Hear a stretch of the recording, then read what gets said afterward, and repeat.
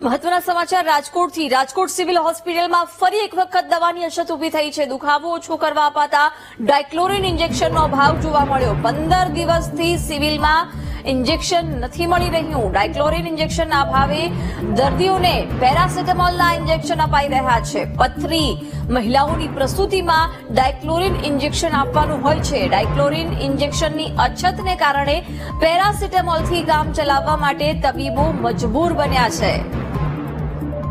ડાયક્લોરિન ઇન્જેક્શનનો અભાવ જોવા મળી રહ્યો છે, જેના કારણે પેરાસેટામોલ ઇન્જેક્શનથી કામ ચલાવવા માટે તબીબો મજબૂર જોવા મળી રહ્યા છે। ઇન્જેક્શનની રાજકોટ સિવિલમાં અછત જોવા મળી રહી છે।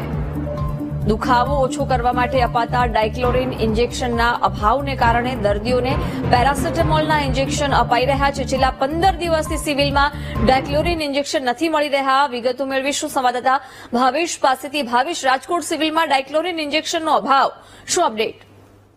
જી જીજ્ઞાસા, જે પ્રમાણે રાજકોટ સિવિલ હોસ્પિટલ ફરી એક વખત વિવાદમાં સામે આવી છે। આ વખતે હોસ્પિટલની અંદર જે ડાયક્લોરિન ઇન્જેક્શન છે તે દવાનો સ્ટોક છે, ઇન્જેક્શનનો સ્ટોક છે તે પૂર્ણ થઈ ગયો છે।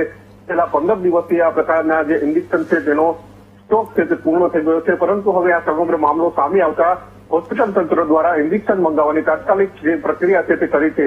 ખાસ કરીને આ ઇન્જેક્શન છે તે દુખાવા માટે ઉપયોગમાં લેવાતું હોય છે।